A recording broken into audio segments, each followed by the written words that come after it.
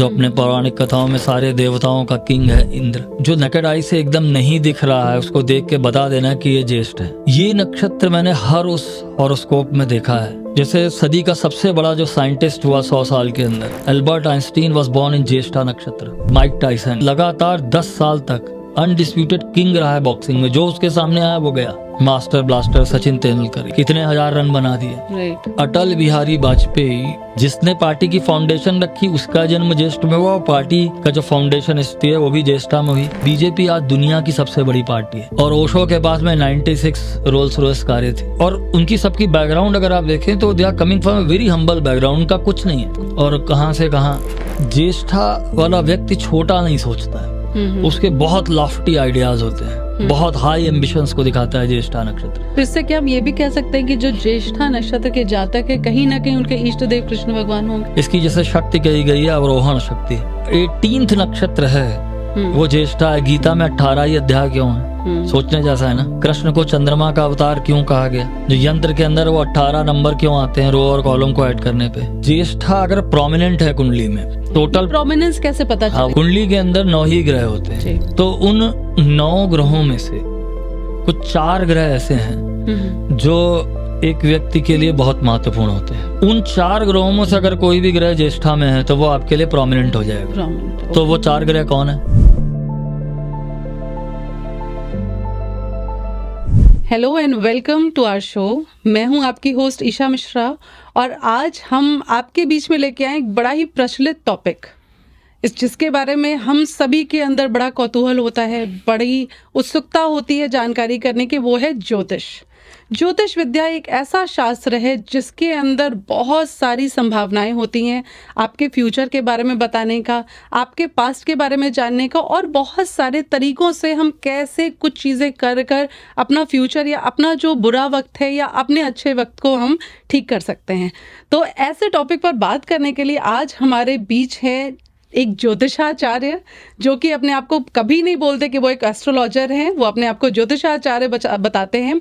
साथ ही वो एक बहुत बड़े विचारक भी हैं। तो please welcome mister Manoj Mishra जी।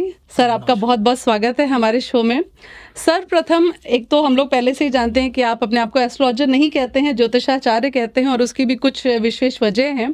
पर आज जिस टॉपिक पे हम बात करने वाले हैं वो एक ऐसा टॉपिक है जिसके बारे में लोगों को बहुत ज़्यादा ज्ञान नहीं है। वो टॉपिक है नक्षत्रों का और उनके रहस्यों का। जैसा कि आज जिस समय हम ये पॉडकास्ट कर रहे हैं, इस समय ज्येष्ठा नक्षत्र चल रहा है। तो सर, हमारे दर्शकों को इन नक्षत्रों के बारे में, इनसे जुड़े रहस्यों के बारे में जरूर अवगत कराइए। नमस्कार आप सभी को।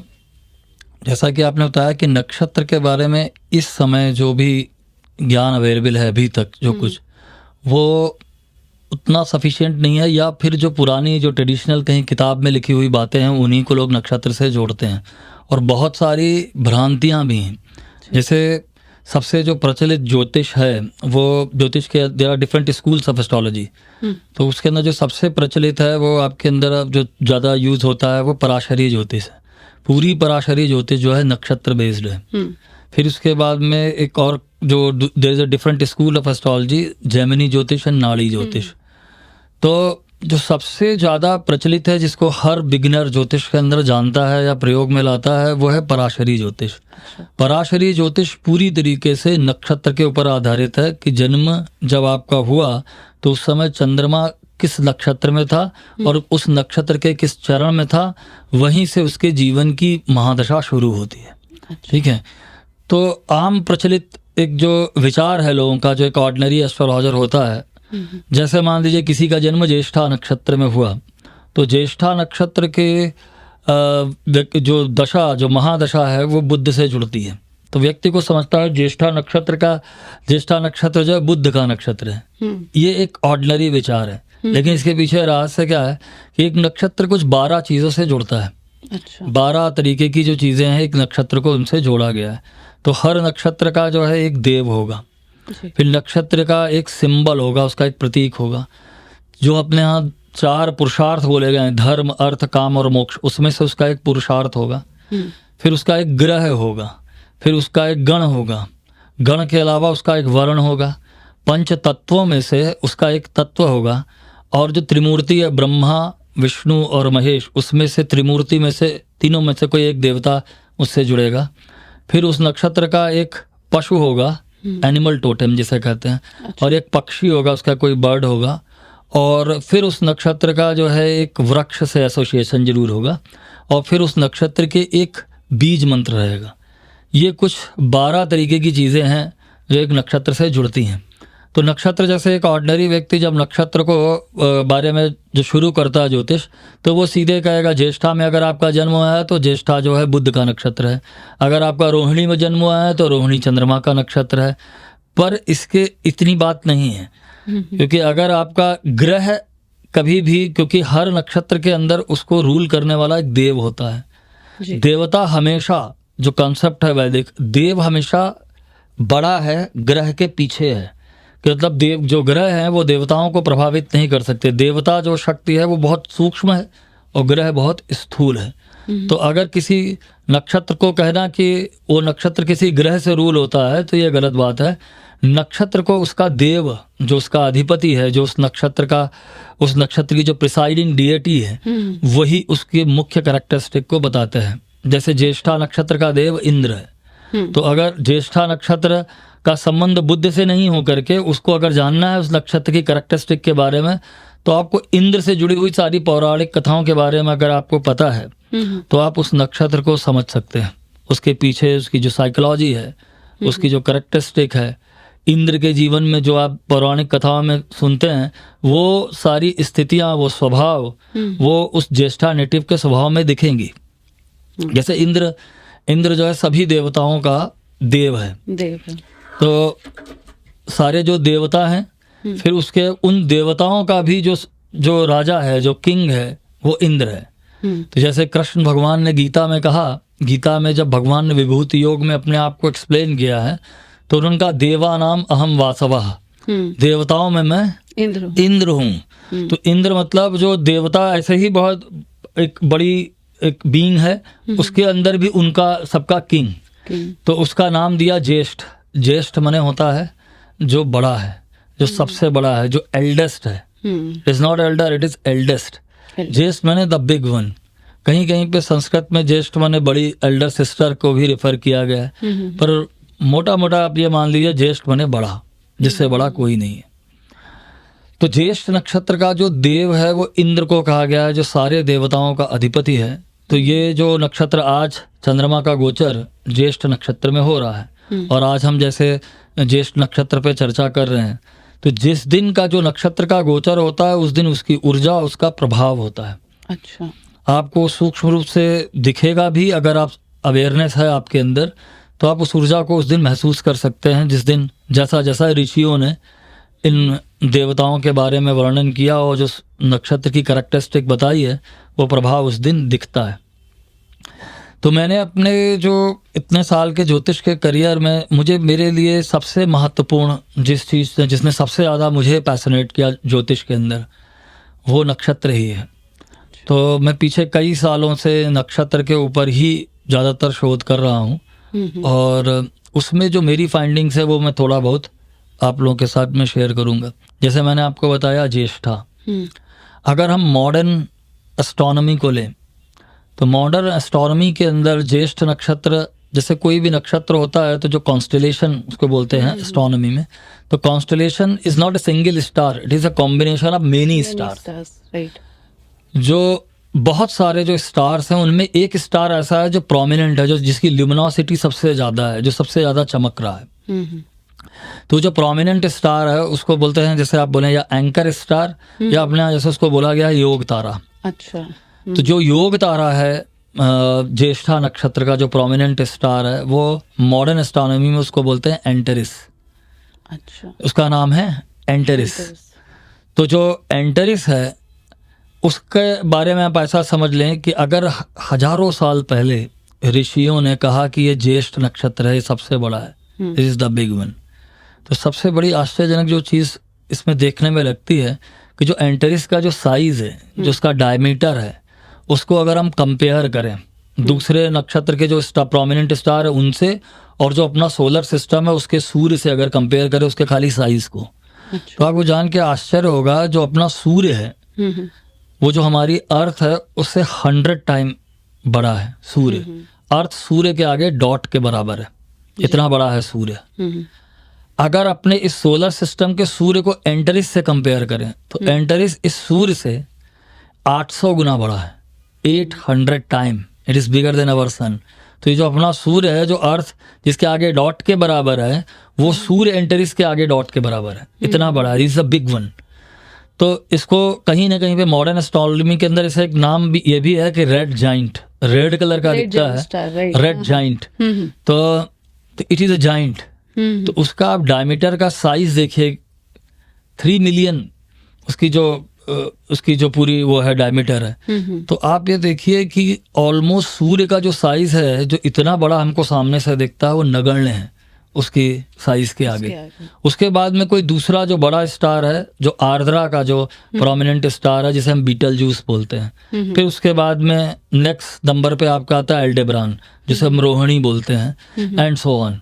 लेकिन सबसे बड़ा जो साइज जो है, मतलब इनॉर्मस साइज है। अब क्वेश्चन ये उठता है कि अभी ये सारे चीज़ों के बारे में डिस्कवरी अभी हुई जब हबल टेलीस्कोप आया और मॉडर्न एस्ट्रोनॉमी के अंदर काफ़ी रिसर्च हुई और लोगों ने उस पर उनकी जो जितनी भी सेलेस्टियल ऑब्जेक्ट्स हैं उनको रीडिस्कवर किया। हजारों साल पहले ऋषियों को ये कैसे पता था नेकेड आई से देख के कि ये सबसे बड़ा है, और उसको नाम उन्होंने दिया दिस इज ज्येष्ठा। ये एक बड़ा ही रहस्यमय चीज़ लगती है कि कैसे उन्होंने इतना, मतलब जो नेकेड आई से एकदम नहीं दिख रहा है उसको देख के बता देना कि ये ज्येष्ठ है। फिर उस नक्षत्र का एसोसिएशन इंद्र से करना, जो अपने पौराणिक कथाओं में सारे देवताओं का किंग है इंद्र। तो इंद्र जो ज्येष्ठ है, ज्येष्ठ माने जो सबसे बड़ा। अगर इसमें मैंने रिसर्च में देखा इतने सालों में, ये नक्षत्र मैंने हर उस हॉरोस्कोप में देखा है जिन्होंने अपने जीवन में कुछ बड़ा अद्भुत और बहुत बड़ा काम किया है। हर उस व्यक्ति की कुंडली में मुझे दिखाई देता है जिन्होंने किसी भी क्षेत्र में बहुत बड़ा इनॉर्मस कंट्रीब्यूशन किया है, उन सब की कुंडली में मैंने इस नक्षत्र को देखा है। एग्जाम्पल के मैं आपको बताऊं, अटल बिहारी वाजपेयी का जन्म ज्येष्ठा में हुआ था। स्वामी विवेकानंद की कुंडली में राहु ज्येष्ठा नक्षत्र में था। श्री अरविंदो की कुंडली में केतु ज्येष्ठा नक्षत्र में था। बिल गेट्स की कुंडली में राहु ज्येष्ठा नक्षत्र के अंदर है। ठीक है। और अगर जो स्पोर्ट्स के अंदर देखें तो बॉक्सिंग के अंदर जो सबसे अनडिस्प्यूटेड जो किंग रहा Mike Tyson, he was born into Jyeshtha nakshatra. ठीक है। इसी तरीके से क्रिकेट के अंदर इतना बड़ा प्लेयर जो हुआ, जो master blaster Sachin Tendulkar, he is born into Jyeshtha nakshatra. ठीक है। तो इस नक्षत्र को मैंने जहां भी देखा है, जैसे सदी का सबसे बड़ा जो साइंटिस्ट हुआ 100 साल के अंदर, Albert Einstein was born in Jyeshtha nakshatra. Okay. अब इसके लिए एग्जाम्पल के लिए मैंने एक बार और पीछे भी बताया है कि जैसे मैंने कहा कि ज्येष्ठ माने सबसे बड़ा।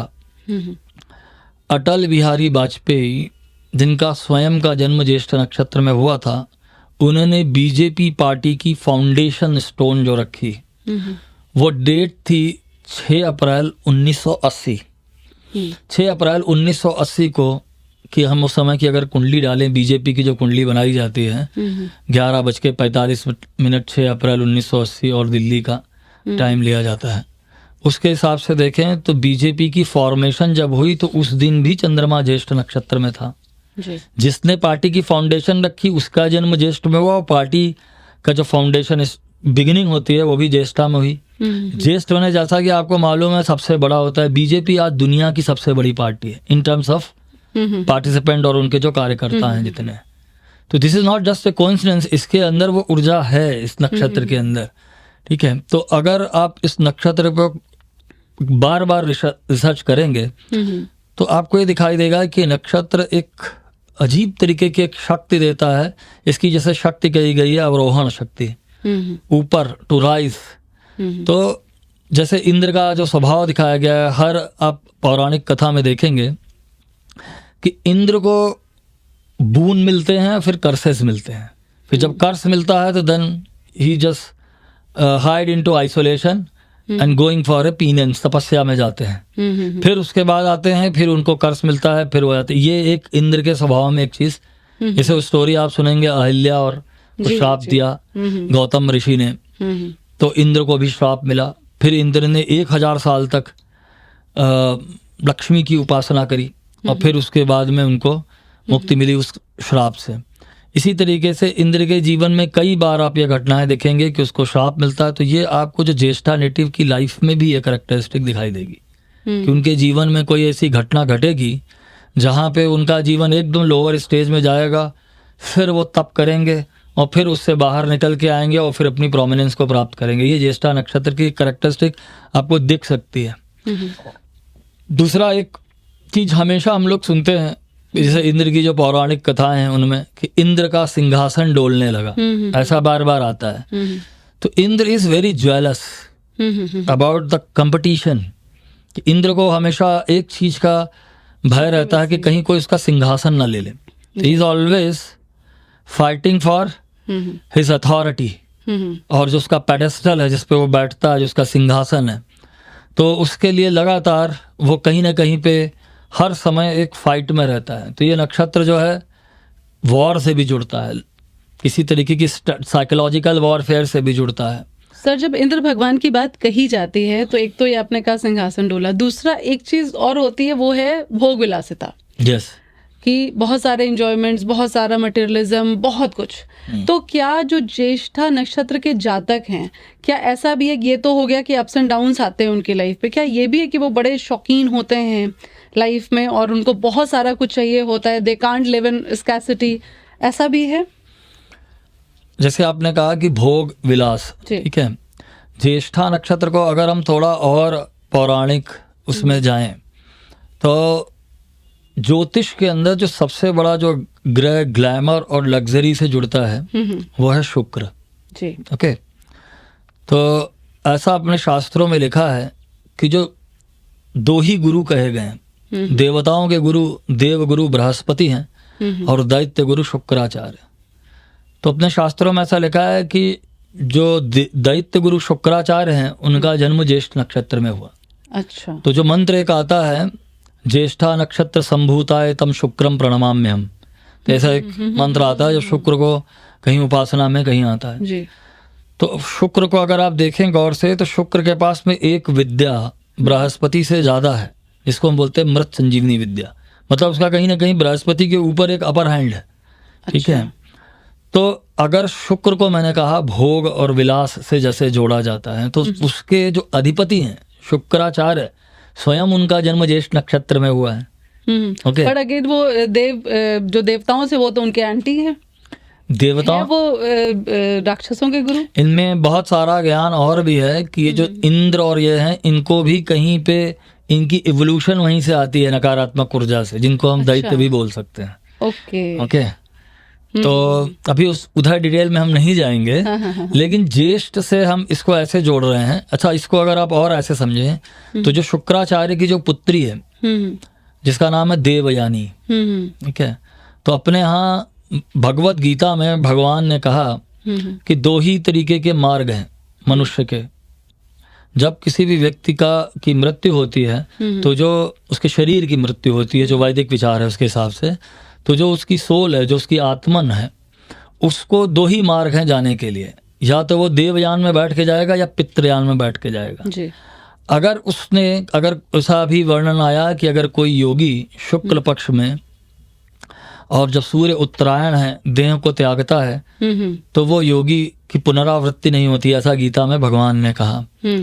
फिर अगर वो वापस आता है तो वो पितरों के साथ जुड़ता है और चंद्रलोक को जाता है, और ऐसा आता है। तो चंद्रमा ही आपके सारे संस्कारों को दिखाता है पिछले जन्म के। अच्छा। तो जो पराशरी ज्योतिष है पूरी तरीके से नक्षत्र बेस्ड है, तो उससे पता चलता है कि आपके अंदर क्या पीछे से संस्कार लेकर के आओ चंद्रमा।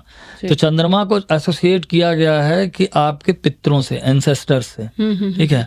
तो वहां पे भी एक वर्ड आता है कि देवयान या पितृयान। तो शुक्राचार्य की जो पुत्री उसका नाम क्या है? देवयानी। देवयानी। ओके। और कहीं न कहीं पे लक्ष्मी माता को भी एक वर्ड यूज किया है, भृगु नंदिनी। भृगु कौन है? शुक्र है। शुक्र की पुत्री बोला गया है। तो जहाँ लक्ष्मी है वहीं सारा संपदा है, वहीं ग्लैमर है, वहीं लग्जरी है, शुक्र से जुड़े। तो अगर आप ज्येष्ठा नक्षत्र के लिए आप बोलते हैं तो मॉडर्न साइंस, अभी मॉडर्न जितने भी मॉडर्न टाइम गुरु हैं, न्यू एज गुरु जितने हुए हैं, उसके अंदर अगर हम देखें तो ओशो रजनीश का अगर जीवन देखा जाए, जी, ठीक है, उनका जीवन शुक्र की ऊर्जा से संचालित दिखता है उनके जीवन में। तो उनके जीवन में कहाँ पे भी उनकी भी कुंडली के अंदर ज्येष्ठा नक्षत्र का प्रभाव कहाँ दिखता है।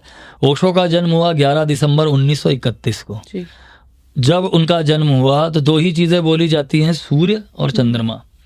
तो सूर्य ज्येष्ठा नक्षत्र में था जब उनका जन्म हुआ। ओके, तो ओशो के जीवन में बताते हैं कि ओशो जब अमेरिका गए तो उन्होंने 64,000 एकड़ जमीन खरीदी ओरेगन में, अमेरिका में।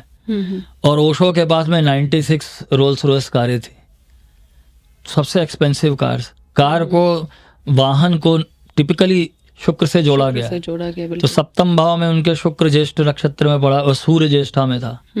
तो ज्येष्ठ का ऐसे समझ लीजिए कि ज्येष्ठा वाला व्यक्ति छोटा नहीं सोचता है, उसके बहुत लॉफ्टी आइडियाज होते हैं, बहुत हाई एम्बिशंस को दिखाता है ज्येष्ठा नक्षत्र। जैसे मान लीजिए कि मैं अभी एग्जाम्पल दिया भारतीय जनता पार्टी का।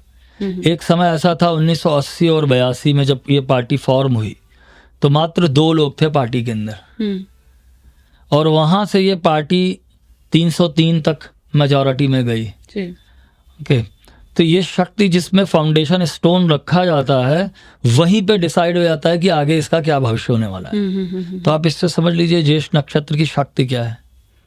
जैसे मैंने आपको कहा कि एल्बर्ट आइंस्टीन इतनी बड़ी जो थियोरी दी, जो बहुत बड़ी रेवोल्यूशन है। इवन देन मैं आपको 2 बड़े इवेंट बताऊं। भगवान कृष्ण ने जब गीता का उपदेश दिया, अच्छा, तो उस समय सूर्य ट्रांजिट ज्येष्ठा में कर रहा था। इसीलिए गीता जयंती जब बनाई जाती है जब सूर्य ज्येष्ठा में होता है। ऐसा भी शास्त्रों में कहीं पौराणिक कथाओं में आता है कि जब भगीरथ गंगा को धरती पे उतार के लाए तो जब धरती पर गंगा नदी का अवतरण हुआ तो उस दिन भी ज्येष्ठ नक्षत्र में गंगा आई। तो मैंने एक जगह पे इसके प्रयोग भी किए हैं, स्वयं अपनी लाइफ में भी देखा है कि जो ज्येष्ठा नेटिव्स हैं उनकी कुंडली में अगर पंचम भाव में पड़ा हुआ कोई ग्रह ज्येष्ठा नक्षत्र में हो या पंचम भाव का स्वामी ज्येष्ठा में हो, वो अपने जीवन में कभी ना कभी भगवत गीता जरूर उठाएगा, पढ़ेगा जरूर।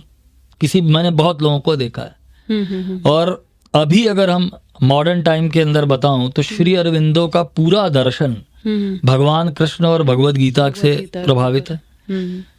उन्होंने जो गीता के इंटरप्रिटेशन किए और वेदों के ऊपर जो उन्होंने पुस्तक भी लिखी, जो उनकी बुक है एक सीक्रेट ऑफ वेदा करके, और जो उनका डिवाइन योग है, जो एक्चुअली वो यही कहना चाह रहे हैं कि वो योग कहीं पे वही क्रिया योग है जो भगवान कृष्ण ने दिया। अच्छा, तो उनके पंचम भाव में केतु ज्येष्ठा नक्षत्र में था, 5th हाउस में। तो उनका पूरा जीवन दर्शन ही कृष्ण से जुड़ा हुआ है जी। ठीक है, एक तो ये आपको सामने से एग्जाम्पल दिखता है ज्येष्ठा नक्षत्र का। और ज्येष्ठ नक्षत्र में जैसे मैंने कहा गंगा नदी का अवतरण हुआ है, तो मैंने स्वयं अपने जीवन में देखा है। और बहुत से लोगों को जो ज्येष्ठा नेटिव्स थे, मैंने उनको बोला जब चंद्रमा ज्येष्ठ नक्षत्र में हो तो आप जा करके ऋषिकेश में या हरिद्वार में डुबकी मारिए। तो हर व्यक्ति ने ऐसा कहा है कि उनके जीवन में कुछ 6 महीने में 8 महीने में उन्होंने कुछ बड़े ट्रांसफॉर्मेशंस देखे हैं। तो एक तो ये ज्येष्ठ नक्षत्र है, और भी इसके बारे में बातें होंगी इस नक्षत्र के बारे में। लेकिन मेरा जो इसके ऊपर ऑब्जर्वेशन है, एक नक्षत्र जैसा आप चाहे मॉडर्न एस्ट्रोनॉमी ले लें कि एंटरिस मतलब 800 टाइम बिगर देन सन है, जिसको रेड जाइंट कहा जाता है, जो स्कॉर्पियो का हार्ट है। अच्छा, जो पूरा स्कॉर्पियो बनता है, जो स्कॉर्पियो जो ये वृश्चिक राशि है उसके अंदर जो सिंबल बनता है स्कॉर्पियो का, उसमें एंटरिस एग्जैक्टली उसके नेक रीजन में या हार्ट रीजन में आता है। तो जो एंटरिस है उसे रेड जाइंट बोलते हैं, और अवरोहण शक्ति कही गई है, पावर टू राइज इसकी शक्ति जो है। तो ये नक्षत्र एक बहुत ही पावरफुल नक्षत्र है और ये हाई एम्बिशंस का नक्षत्र है। इसका संबंध ग्लैमर और लग्जरी से भी है। हर तरीके। मेरा यही सवाल आपसे है कि जैसे जब हम इस नक्षत्र को इंद्र भगवान से जोड़ते हैं, तो ऐसे जो नक्षत्र के जातक है उनकी एक्चुअल अगर हम बात करें तो क्या प्रॉपर्टीज देखने को मिलेंगी? जैसे इंद्र भगवान का आपने बताया कि इंद्र भगवान का वो देवों के देव है, मतलब उनके राजा हैं। तो और ज्येष्ठ भी है, नक्षत्र भी है, तो क्या ऐसा होता है कि उनका अपर हैंड होता है उनके साथ? आप बहुत सारी चीजें इस पे बताते हो, तो मैं चाहूंगी वो भी आप वो क्वालिटी सबसे पहला लक्षण मैंने बहुत से लोगों में जो देखा है कि ये लोग वो काम करना चाहते हैं जो आउट ऑफ द बॉक्स हो, जो किसी ने नहीं किया हो, उनके खानदान में ही किसी ने ना किया हो। मैं यहाँ पर एक नाम नहीं लूंगा, एक पॉलिटिकल फैमिली है, उस बंदे ने क्या किया कि लैम्बोर्गिनी खरीद ली। तो लखनऊ में उससे पहले कोई लैम्बोर्गिनी लेके नहीं आया था, इनफैक्ट शायद पूरे उत्तर प्रदेश में ही उस समय। तो उनकी कुंडली में एक ग्रह है शनि जो ज्येष्ठा में है। अच्छा, ओके। जैसे एग्जाम्पल मैं दूं, धीरूभाई अंबानी की कुंडली में बुध ज्येष्ठा में दिखता है। तो मैं एक चीज जो बोलूंगा, जो दैवीय कृपा जिसे कहते हैं, अगर आप मान लीजिए कोई व्यक्ति बहुत एम्बिशियस है और बहुत मेहनती है, जैसे कोई आदमी गरीब है बहुत, वो ऑटो रिक्शा चलाता है, तो अगर वो बहुत एम्बिशियस है तो जब वो कोई सपना देखेगा बड़ा काम करने का, तो वो क्या सोचेगा कि मैं आज मेरे पास एक ऑटो है, मैं 100 ऑटो खरीद लूंगा। जहाँ खड़ा है उसी हिसाब से बहुत बड़ा सोचेगा, तो मैं 100 ऑटो खरीद लूंगा। वो लेकिन ये सपना नहीं देखेगा कि मैं ऑटो बनाने की फैक्ट्री डाल दूंगा। तो धीरूभाई अंबानी पेट्रोल पंप पे पेट्रोल भरते थे, ऐसा कई जगह आता है, पता नहीं ये बात कितनी सच है, लेकिन पेट्रोल भरने से लेकर के आदमी ये सोच सकता है कि चलो एक दिन मैं बहुत सक्सेसफुल होऊंगा तो मैं पेट्रोल पंप खरीद लूंगा, मैं ऐसे 100 पेट्रोल पंप कर लूंगा। लेकिन ये सपना नहीं दे सकता कि मैं पेट्रोल के लिए रिफाइनरी डाल दूंगा, वर्ल्ड की लार्जेस्ट रिफाइनरी। ये है ज्येष्ठा की ताकत। ज्येष्ठा आपको वो सोच, जैसे अटल जी एक ऑर्डिनरी परिवार से आए और उन्होंने उस पार्टी की फाउंडेशन रखी जो आज पार्टी इस पूरे कंट्री के अंदर पूरे विश्व में सबसे बड़ी पार्टी और इतनी प्रोमिनेंट, और क्या स्थिति थी बीजेपी की, क्या था। तो ज्येष्ठा, और उस समय भी जैसे उनका वो कविता है ना, अंधेरा छटेगा कमल खिलेगा, तो उस समय भी इतना विजनरी होना और इतनी एम्बिशन रखना कि मैंने जो पार्टी बनाई है वो यहाँ तक पहुंच जाएगी। बिल्कुल, ये ज्येष्ठा की शक्ति है। जैसे अल्बर्ट आइंस्टीन ने थ्योरी ऑफ रिलेटिविटी दी, सचिन तेंदुलकर ने क्रिकेट में कुछ अद्भुत कर दिया, कितने हजार रन बना दिए। राइट। तो आपको हर उस व्यक्ति की कुंडली में जिसने कुछ विलक्षण किया है, जो एकदम आउट ऑफ द बॉक्स है, उसमें आपको ये ज्येष्ठा नक्षत्र, जैसे मैंने आपको एग्जांपल दिया माइक टाइसन का। माइक टाइसन लगातार 10 साल तक अनडिस्प्यूटेड किंग रहा है बॉक्सिंग में, जो उसके सामने आया वो गया। ठीक है, तो ये इस तरीके का नक्षत्र है। और उनकी सबकी बैकग्राउंड अगर आप देखें तो they are coming from very humble background, उनका कुछ नहीं है, कुछ नहीं। अटल जी कोई बहुत बड़े रिच फैमिली से नहीं आ रहे थे, माइक टाइसन भी बहुत गरीब फैमिली से आ रहे थे, तेंदुलकर का अगर आप देखें तो वो भी एक बहुत ही ऑर्डिनरी फैमिली से आए, जी। और कहाँ से कहाँ पहुंच गए। तो ये इस नक्षत्र की शक्ति यही है कि, और सबसे बड़ी चीज ये होती है कि भगवान कृष्ण जैसा विजनरी, जिसको कहते हैं युग दृष्टा, अगर पूरी महाभारत देखें तो भगवान कृष्ण को कितने लोग जानते थे उस समय, जो उनके समकालीन थे, जो कंटेम्परेरी थे, जिनको ये पता था ये भगवान है। दुर्योधन को तो मरते दम तक कृष्ण में भगवान नहीं दिखा, आखिरी सांस तक। ठीक है, तो भगवान ने अपने आप को जब मैनिफेस्ट किया टोटली, तो वो जो विश्व रूप दर्शन दिखाया और जो पूरी भगवत गीता बोली, गीता का जो उपदेश दिया, वो उनका मैनिफेस्टेशन, उनका अपने आप को रिवील करना है। तो उन्होंने उस समय को क्यों चुना जब सूर्य ज्येष्ठा में है, या ऐसा स्पॉन्टेनियस तो नहीं हो सकता। बिल्कुल। उसके बाद में एक चीज और दिखाई देती है कि भगवान कृष्ण का जन्म रोहिणी में हुआ। रोहिणी नक्षत्र के ठीक सामने जो नक्षत्र है वो ज्येष्ठा है। दोनों एक दूसरे के कॉम्प्लीमेंट्री हैं। ओके, ज्येष्ठा और रोहिणी। तो कृष्ण अपने आप को अभिव्यक्त जब कर रहे हैं तो उस समय सोलर ट्रांजिट जो हो रहा है वो ज्येष्ठ में हो रहा है। ठीक है, राइट। तो ज्येष्ठा नक्षत्र जो है, नक्षत्र की सीक्वेंस के अंदर 18वां नक्षत्र है, 18th जी। पहला अश्विनी, दूसरा भरणी, Kritika and so on. Right. तो 18th नक्षत्र है वो ज्येष्ठा है। गीता में 18 ही अध्याय क्यों है, सोचने जैसा है ना। बिल्कुल। फिर जो चंद्रमा का हम यंत्र बनाते हैं, उसमें रो और कॉलम तो आप कहीं से भी जोड़ो, तो उसके अंदर 18 नंबर ही क्यों आता है। कृष्ण को चंद्रमा का अवतार क्यों कहा गया, और चंद्रमा के नक्षत्र जो यंत्र के अंदर वो 18 नंबर क्यों आते हैं रो और कॉलम को ऐड करने पे, 18 क्यों आता है। तो इससे क्या हम ये भी कह सकते हैं कि जो ज्येष्ठा नक्षत्र के जातक है कहीं ना कहीं उनके इष्ट देव कृष्ण भगवान होंगे? ये कह सकते हैं कि ज्येष्ठा अगर प्रोमिनेंट है कुंडली में, टोटल प्रोमिनेंस कैसे पता चलेगा? हाँ वो मैं बता दे रहा हूँ जी। प्रोमिनेंट कैसे पता चलेगा। कुंडली के अंदर 9 ही ग्रह होते हैं, जी 9 ग्रह हैं, 12 राशि, 27 नक्षत्र, इन्हीं के कॉम्बिनेशन इनफाइनाइट है, वही एस्ट्रोलॉजी है। तो उन 9 ग्रहों में से कुछ 4 ग्रह ऐसे हैं जो एक व्यक्ति के लिए बहुत महत्वपूर्ण होते हैं। जी 4 प्लैनेट। तो सबसे पहले वो 4 प्लैनेट कौन है? उन 4 ग्रहों में से अगर कोई भी ग्रह ज्येष्ठा में है तो वो आपके लिए प्रोमिनेंट हो जाएगा। प्रोमिनेंट तो वो 4 ग्रह कौन है? सबसे पहला तो सूर्य और चंद्रमा जो लुमिनरी, अगर किसी की कुंडली में सूर्य या चंद्रमा ज्येष्ठा में है तो वो प्रोमिनेंट है। फिर उसके बाद 2 और क्या बचे? लग्न का स्वामी, जो आपकी जिस लग्न में जन्म हुआ, अगर उसका स्वामी ज्येष्ठा में है तो उसका इन्फ्लुएंस आपके प्रभाव होगा। तीसरा जो चौथा एस्पेक्ट है, जो कुंडली में सबसे हाईएस्ट एल्टीट्यूड पे होगा, जिसे हम आत्मकारक ग्रह बोलते हैं जैमिनी ज्योतिष में, अगर वो ज्येष्ठा में है तो वो आपके जीवन में सबसे बड़ा प्रोमिनेंट रोल प्ले करेगा, वो ज्येष्ठ नक्षत्र। अब आते हैं ज्येष्ठ नक्षत्र, जैसे मैंने आपको बता दिया कि है। दूसरा मेरा एक ऑब्जर्वेशन और मैंने देखा है कि जितने भी लोग योगी हुए हैं अभी तक, उन सबकी कुंडलियों में कहीं ना कहीं मैंने ये नक्षत्र देखा है, ज्येष्ठा।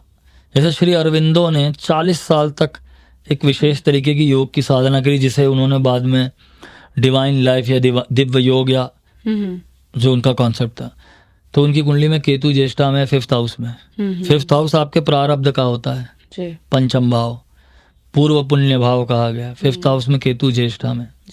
फिर इसके बाद में Swami Vivekananda, again spiritual personality, 12वें भाव में राहु ज्येष्ठा में 12th हाउस में। फिर एक बहुत बड़ा नाम आता है जहाँ जिनकी लोग बहुत बात करते हैं आज की डेट में, स्वामी योगानंद जी। हाँ। योगानंद जी का आत्मकारक शुक्र है जो ज्येष्ठा में है। तो मैंने बहुत से लोगों को देखा जो योग एक्चुअली वो योग नहीं, जिसे आप बोलते हो योगा, जो एक्चुअल जो योग कृष्ण बोल रहे हैं, जैसे भगवान कृष्ण कह रहे हैं ना, कर्माशु कौशलम योगा, या वो गीता के अंदर भी 4थे अध्याय में कहीं पे रिवील कर रहे हैं। और देखिए गीता जब बोली जा रही है तो उस समय सूर्य का ट्रांजिट ज्येष्ठा में है, और जो टोटल स्पैन है एक राशि का, वृश्चिक राशि का, वो 30 डिग्री का है। उसमें अप्रॉक्सीमेटली 17 और 18 डिग्री के आसपास में योग तारा की डिग्री आती है। अच्छा। अगर किसी का ग्रह इस पर्टिकुलर डिग्री पे है तो उसके ऊपर सबसे ज्यादा प्रभाव दिखाई देगा ज्येष्ठ नक्षत्र का। अभी मैं आपको एक एग्जांपल और दे देता हूँ। Donald Trump is born in Jyeshtha nakshatra. अच्छा। 2 बार उसमें आ गए।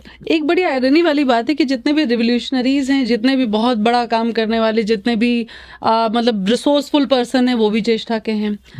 और अलग अगर हम एक्सटेंड पे जाते हैं तो जितने भी स्पिरिचुअल पीपल है, मतलब एक्सट्रीम ऑफ स्पिरिचुअलिटी, वो भी ज्येष्ठा से ही है। अच्छा, क्या ये भी है कि घर में जो ज्येष्ठा नक्षत्र का जातक होगा, जिनका प्रोमिनेंट नक्षत्र ज्येष्ठा होगा, वो घर में भी बड़े होंगे? घर में बड़े नहीं होंगे। अब इसकी फिलॉसफी के सोचिए, बहुत अच्छा क्वेश्चन है इस नक्षत्र को समझने के लिए। आपको एक कहानी आती है कृष्ण के समय पे कि पहले उन जो ओल्डन डेज जो उस समय थे, तो उस समय लोग इंद्र की पूजा करते थे। तो इंद्र की जब वो पूजा करते थे, बदले में ऐसा मान्यता थी कि इंद्र की पूजा करेंगे तो बदले में इंद्र उनको जल देगा और समृद्धि देगा इंद्र को। और पुराना जो पूरा सिस्टम है पुराना, अगर हम ऋग्वेद उठा के देखें, 50% ऋग्वेद इंद्र और अग्नि की उपासना है, और कोई देवता नहीं है। सबसे प्रोमिनेंट 2 ही देव हैं, अग्नि है या इंद्र है जी। तो इससे आप समझ लिए इंद्र की कितनी वो है। और इंद्र क्या है कि जो कश्यप और अदिति के जो 12 पुत्र हुए, वो 12 सूर्य हैं, 12 आदित्य हैं। उसमें से one of them is Indra and one of them is Vishnu. Vishnu Indra के एक सेंस में देखा है तो ब्रदर है, ठीक है, लेकिन एल्डर ब्रदर है, ज्येष्ठ भ्राता, बड़े। अच्छा। तो आप एक चीज देखेंगे कि जब वो इंसिडेंस हुआ, गोवर्धन वाली जो कथा आती है, उसमें भगवान कृष्ण ने जो इंद्र की जो सुप्रीमेसी थी उसको चैलेंज किया, और इंद्र ने बदले में बहुत सारा उपद्रव किया, और उसके बाद में वो कृष्ण भगवान के आगे नतमस्तक हुए, और फिर वहां से इंद्र की पूजा समाप्त हुई और भगवान कृष्ण स्टैब्लिश हुए। तो इंद्र जो ज्येष्ठा की सबसे प्रोमिनेंट क्वालिटी ये रहती है, ये लोग रिस्पॉन्सिबिलिटी लेने में बहुत आगे, जब लोग उनके आगे सरेंडर कर देते हैं तो they protect everybody just like a eldest of the family. हमेशा उनका स्वभाव ऐसा ही रहेगा कि वो घर के सबसे बड़े हैं, और जो लोग उनके अंदर में उन्होंने जो उनको मानते हैं या उनके शरणागत हैं, जैसे इंद्र ने कहा ना कि मैं तुमको सब दूंगा अगर आप मेरे शरण में हैं। तो ज्येष्ठा नेटिव की एक आदत ये होती है कि वो अपने आप को सबसे प्रमुख मानता और सबकी ख्याल रखने में, सबको प्रोटेक्शन देने में, जिन्होंने उनके अंडर में शरण ली हुई है उनको किसी भी तरीके का वो प्रोटेक्शन देने के लिए ये ज्येष्ठा नेटिव के स्वभाव में आपको दिखेगा, अगर प्रोमिनेंट ज्येष्ठा है तो। सर बहुत बहुत धन्यवाद आज के पॉडकास्ट के लिए, बहुत बहुत धन्यवाद, और आप सभी का धन्यवाद। Thank you so much.